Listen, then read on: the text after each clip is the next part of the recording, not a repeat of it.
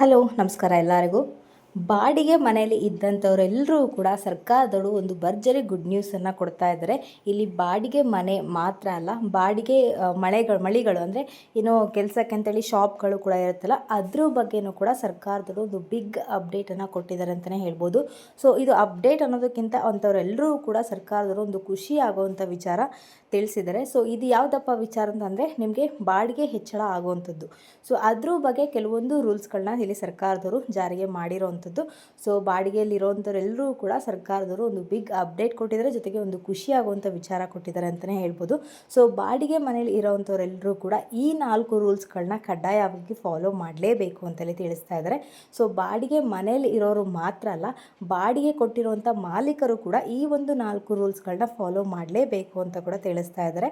So ಹಾಗಾದರೆ ಏನಪ್ಪ ರೂಲ್ಸ್ಗಳು, ಏನಪ್ಪ ಇದು ಖುಷಿಯಾಗುವಂಥ ವಿಚಾರ, ಸೊ ಪ್ರತಿಯೊಂದನ್ನು ಕೂಡ ನಾನು ಇವತ್ತಿನ ವಿಡಿಯೋದಲ್ಲಿ ತಿಳಿಸ್ಕೊಡ್ತೀನಿ. ಆ್ಯಂಡ್ ಇವತ್ತಿನ ವಿಡಿಯೋ ಬಂದುಬಿಟ್ಟು ತುಂಬಾ ಇಂಟ್ರೆಸ್ಟಿಂಗ್ ಆಗಿರೋದ್ರಿಂದ ಫ್ರಮ್ ಬಿಗಿನಿಂಗಿಂದ ಎಂಡ್ವರೆಗೂ ವಾಚ್ ಮಾಡಿ ಪೂರ್ತಿಯಾಗಿ ಇನ್ಫಾರ್ಮೇಷನ್ ತಿಳ್ಕೊಳ್ಳಿ. ಹಾಗೆ ಹೊಸದಾಗಿ ಯಾರೆಲ್ಲ ನನ್ನ ಚಾನಲ್ಗೆ ವಿಸಿಟ್ ಮಾಡ್ತಾ ಇದ್ದೀರಾ, ದಯವಿಟ್ಟು ನನ್ನ ಚಾನಲ್ಗೆ ಸಬ್ಸ್ಕ್ರೈಬ್ ಆಗೋದನ್ನು ಮರಿಬೇಡಿ. ಹಾಗೆ ಈ ಒಂದು ವಿಡಿಯೋಗೆ ಲೈಕ್ ಮಾಡಿ, ಶೇರ್ ಮಾಡಿ, ಕಮೆಂಟ್ ಮಾಡಿ. ಇನ್ನೂ ತಡ ಮಾಡದೆ ಇವತ್ತಿನ ವಿಡಿಯೋನ ಸ್ಟಾರ್ಟ್ ಮಾಡೋಣ. ಸೊ ಬಾಡಿಗೆ ಮನೆಯಲ್ಲಿರುವಂಥವ್ರೆಲ್ಲರೂ ಕೂಡ ಸಮಸ್ಯೆಗಳು ಏನಪ್ಪ ಅಂತಂದರೆ ಹೆಚ್ಚಳ ಆಗೋವಂಥದ್ದು. ಸೊ ಈಗ ಸಡನ್ನಾಗಿ ನಾವು ಒಂದು ರೇಟ್ ಅಂತಂದರೆ ಒಂದು ರೆಂಟನ್ನು ನಾವು ಕಟ್ತಾ ಇರ್ತೀವಿ. ಫಾರ್ ಎಕ್ಸಾಂಪಲ್ 6,000 ರೂಪಾಯಿ ಕಟ್ತಾ ಇರ್ತೀವಿ ಅಂತ ಅಂದ್ಕೊಳ್ಳೋಣ. ಸೊ ಸಡನ್ನಾಗಿ 8,000 ರೂಪಾಯಿಗೆ ಏರಿಕೆ ಮಾಡಿಬಿಡ್ತಾರೆ. ಸೊ ಈ ಥರ ಸಮಸ್ಯೆಗಳನ್ನ ಸಾಕಷ್ಟು ಬಾಡಿಗೆದಾರರು ಎದುರಿಸ್ತಾ ಇದ್ದಾರೆ ಅಂತಲೇ ಹೇಳ್ಬೋದು. ಅದರಲ್ಲೂ ಕೂಡ ಈ ವರ್ಷ ಇದು ತುಂಬಾ ಚರ್ಚೆಗೆ ಈಡಾಗಿದೆ ಅಂತಲೇ ಹೇಳ್ಬೋದು. ಸೊ ಇದ್ರ ಬಗ್ಗೆ ಸರ್ಕಾರದವರು ಒಂದು ಫುಲ್ ಸ್ಟಾಪ್ನ ಇಡಬೇಕು, ಅಥವಾ ಇದ್ರ ಬಗ್ಗೆ ಒಂದು ಮುನ್ನೆಚ್ಚರಿಕೆಯನ್ನು ತಗೋಬೇಕು. ಸೊ ಈ ಥರ ಒಂದು ಸಮಸ್ಯೆಗಳಿಗೆ ಸರ್ಕಾರದಿಂದ ಒಂದು ಅನುಕೂಲ ಆಗುವಂಥ ಒಂದು ಪರಿಹಾರವನ್ನು ನಾವು ಕೊಡಬೇಕು ಅಂತೇಳಿ ಸರ್ಕಾರದವರು ಈ ರೀತಿಯಾಗಿ ನಿರ್ಧಾರ ಮಾಡಿರುವಂಥದ್ದು. ಸೊ ಈ 4 ರೂಲ್ಸ್ಗಳು ಅಂದರೆ ಈ 4 ಬದಲಾವಣೆಗಳು ಬಾಡಿಗೆಯಲ್ಲಿರುವಂಥವರು ಕೂಡ, ಜೊತೆಗೆ ಬಾಡಿಗೆ ಮಾಲೀಕರು ಕೂಡ ಅನುಸರಿಸಲೇಬೇಕು ಅಂತ ಹೇಳಿ ತಿಳಿಸಿದ್ದಾರೆ. ಸೊ ಹಾಗಾದರೆ ಏನಪ್ಪ ಒಂದು ಬದಲಾವಣೆಗಳು ಅಂತೇಳಿ ಒನ್ ಬೈ ಒನ್ ಅಂತ ತಿಳಿಸ್ಕೊಡ್ತೀನಿ. ಸೊ ವಿಡಿಯೋ ಬಂದ್ಬಿಟ್ಟು ತುಂಬಾ ಇಂಟ್ರೆಸ್ಟಿಂಗ್ ಇರೋದ್ರಿಂದ ಫ್ರಮ್ ಬಿಗಿನಿಂಗಿಂದ ಎಂಡ್ವರೆಗೂ ವಾಚ್ ಮಾಡಿ ಪೂರ್ತಿಯಾಗಿ ಇನ್ಫಾರ್ಮೇಷನ್ ತಿಳ್ಕೊಳ್ಳಿ. ಸೊ ಮೊದಲನೇ ಬದಲಾವಣೆ ಏನಪ್ಪ ಅಂತಂದರೆ, ನಾವೇನಾದರೂ ಈಗ ಬಾಡಿಗೆ ಒಂದು ಮನೆಗೆ ಹೋಗ್ತೀವಿ ಅಂದರೆ, ಬಾಡಿಗೆ ಇರೋದಕ್ಕೆ ಒಂದು ಮನೆಗೆ ಹೋಗ್ತೀವಿ ಅಂದರೆ ಆ ಮನೆ ಬಾಡಿಗೆ ಬಂದುಬಿಟ್ಟು ಬರೀ ಇಲ್ಲಿ ಪೇಪರ್ ಮತ್ತು ಸೈನು ಅಗ್ರಿಮೆಂಟಲ್ಲಿರುತ್ತೆ. ಬಟ್ ಇವಾಗ ಬಂದುಬಿಟ್ಟು ಸರ್ಕಾರದವರು ಇದನ್ನು ಡಿಜಿಟಲ್ ಒಪ್ಪಂದ ಮಾಡಲೇಬೇಕು ಅಂತೇಳಿ ತಿಳಿಸ್ತಾ ಇದ್ದಾರೆ. ಡಿಜಿಟಲ್ ಇದರಲ್ಲಿ ಇನ್ಫಾರ್ಮೇಷನ್ ನಾವು ಅಪ್ಡೇಟ್ ಮಾಡಬೇಕು, ಡಿಜಿಟಲ್ ಒಪ್ಪಂದ ಮಾಡಿಕೊಳ್ಳೇಬೇಕು ಅಂತ ಹೇಳಿ ತಿಳಿಸ್ತಾ ಇದ್ದಾರೆ. ಸೊ ಒಂದು ಮನೆಗೆ ನಾವು ಈ ಥರ ಬಾಡಿಗೆ ಹೋಗ್ತೀವಿ ಅಂತ ಹೇಳಿದಾಗ ಆ ಮನೆಯ ಮಾಲೀಕರು ಬಂದುಬಿಟ್ಟು ಡಿಜಿಟಲಲ್ಲಿ ಬಾಡಿಗೆ ಒಪ್ಪಂದ ಮಾಡಬೇಕಾಗತ್ತೆ. ಅವ್ರು ಯಾವುದೇ ರೀತಿಯ ಒಂದು ಅಗ್ರಿಮೆಂಟ್ ಆಗಲಿ ಅಥವಾ ಪೇಪರ್ಗಳಲ್ಲಾಗಿ ಯಾವುದೇ ರೀತಿಯ ಮಾಡೋ ಹಾಗಿಲ್ಲ, ಡಿಜಿಟಲಲ್ಲೇ ಮಾಡಬೇಕಾಗತ್ತೆ. ಅದು ಬಂದುಬಿಟ್ಟು ಮನೆ ಬಾಡಿಗೆ ಕೊಟ್ಟ ನಂತರ ಕೂಡ ನಡೀತೆ. ಅದು 60 ದಿನದ ಒಳಗಡೆ ಈ ಒಂದು ಕೆಲಸವನ್ನು ಮಾಡಲೇಬೇಕಾಗತ್ತೆ ಅಂತೇಳಿ ತಿಳಿಸ್ತಾರೆ. ಇದು ಬಂದುಬಿಟ್ಟು ಬಾಡಿಗೆ ಮಾಲೀಕರಿಗೆ ಒಂದು ಬಿಗ್ ಅಪ್ಡೇಟ್ ಅಂತಲೇ ಹೇಳ್ಬೋದು. ಆ್ಯಂಡ್ ಇದನ್ನು ಮಾಡಿಲ್ಲ ಅಂತಂದರೆ, 60 ದಿನದವರೆಗೂ ಮಾಡೇ ಇಲ್ಲ ಅಥವಾ ಬಾಡಿಗೆ ಕೊಟ್ಟಿದ್ರು ಕೂಡ ಈ ಡಿಜಿಟಲ್ ಒಪ್ಪಂದ ನೀವು ಮಾಡೇ ಇಲ್ಲ ಅಂತಂದರೆ ನಿಮಗೆ ಸರ್ಕಾರದಿಂದ 5,000ದಿಂದ 10,000ದವರೆಗೂ ಕೂಡ ಹಣ ದಂಡವನ್ನು ವಿಧಿಸ್ತೀವಿ ಅಂತ ಹೇಳಿ ತಿಳಿಸ್ತಾ ಇದ್ದಾರೆ.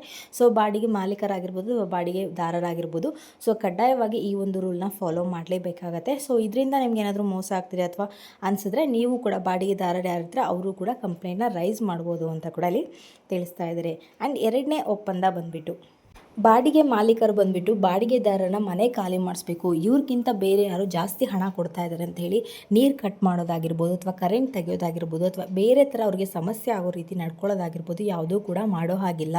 ಒಂದು ವೇಳೆ ನೀವು ಮಾಡಿದ್ರಿ ಅಂತಂದರೆ, ಬಾಡಿಗೆ ಮಾಲೀಕರು ಈ ಥರ ಮಾಡಿದ್ರಿ ಅಂತಂದರೆ ಬಾಡಿಗೆದಾರರು ಬಂದುಬಿಟ್ಟು ಸರ್ಕಾರಕ್ಕೆ ಮೊರೆ ಹೋಗ್ಬೋದು ಅಂತ ಕೂಡ ತಿಳಿಸ್ತಾ ಇದ್ದಾರೆ.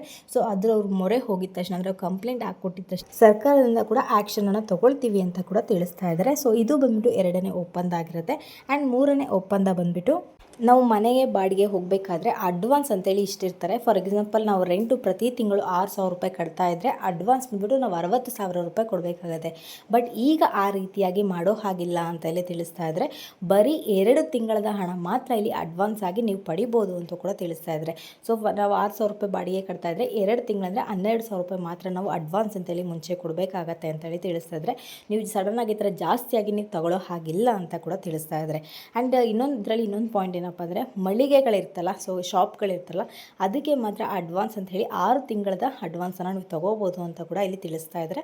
ಸೊ ಜಾಸ್ತಿ ಹಾಗೆ ಸಡನ್ನಾಗಿ ನೀವು ಜಾಸ್ತಿ ಕೂಡ ತೊಗೊಳ್ಬಾರ್ದು ಅಂತ ಕೂಡ ತಿಳಿಸ್ತಾರೆ. ಒಂದು ವೇಳೆ ತೊಗೊಂಡಿದ್ದೀರಾ ಅಂತೇಳಿ ಸರ್ಕಾರಕ್ಕೆ ಗೊತ್ತಾದರೆ ನಿಮ್ಮ ಮೇಲೆ ಸಡನ್ನಾಗಿ ಆ್ಯಕ್ಷನ್ ತೊಗೊಳ್ತೀವಿ ಅಂತ ಕೂಡ ಇಲ್ಲಿ ತಿಳಿಸ್ತಾ ಇದ್ದಾರೆ. ಆ್ಯಂಡ್ 4ನೇ ಪಾಯಿಂಟ್ ಬಂದುಬಿಟ್ಟು ರೆಂಟನ್ನು ನೀವು ಸಡನ್ನಾಗಿ ಹೆಚ್ಚಳ ಹಾಗೆ ಮಾಡೋ ಹಾಗಿಲ್ಲ.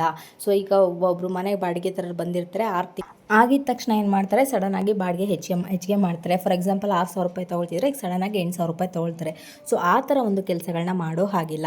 ಒಬ್ಬ ಬಾಡಿಗೆದಾರರು ಮನೆಗೆ ಬಂದ ತಕ್ಷಣ 12 ತಿಂಗಳಾಗೋವರೆಗೂ ಕೂಡ ಯಾವುದೇ ರೀತಿಯ ಒಂದು ಬಾಡಿಗೆನ ಹೆಚ್ಚಳ ಮಾಡೋ ಹಾಗಿಲ್ಲ ಅಂತ ಇಲ್ಲಿ ತಿಳಿಸ್ತಾ ಇದ್ದಾರೆ.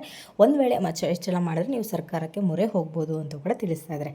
ಸೊ ಈ 4 ರೂಲ್ಸ್ಗಳನ್ನ ನೀವು ಕಡ್ಡಾಯವಾಗಿ ಫಾಲೋ ಮಾಡಲೇಬೇಕು. ಇದರಲ್ಲಿ ಮಿಸ್ ಮಾಡಿದ್ರೆ ನಿಮಗೆ ಫೈನ್ ಬೀಳುತ್ತೆ, ಅಂದರೆ ದಂಡ ವಿಧಿಸ್ತೀವಿ ಅಂತ ಕೂಡ ಇಲ್ಲಿ ಸರ್ಕಾರದವರು ಹೇಳ್ತಾ ಇದ್ದಾರೆ. ಆ್ಯಂಡ್ ಇದಾಗಿರುತ್ತೆ ಇವತ್ತಿನ ವಿಡಿಯೋ ಬಂದುಬಿಟ್ಟು. ನಿಮಗೇನಾದರೂ ಈ ಒಂದು ವಿಡಿಯೋ ಇಷ್ಟ ಆಯಿತು ಅಂದರೆ ದಯವಿಟ್ಟು ನನ್ನ ಚಾನಲ್ಗೆ ಸಬ್ಸ್ಕ್ರೈಬ್ ಆಗೋದನ್ನು ಮರಿಬೇಡಿ. ಹಾಗೆ ತಪ್ಪದೆ ಈ ಒಂದು ವಿಡಿಯೋಗೆ ಲೈಕ್ ಮಾಡಿ, ಶೇರ್ ಮಾಡಿ, ಕಮೆಂಟ್ ಮಾಡಿ.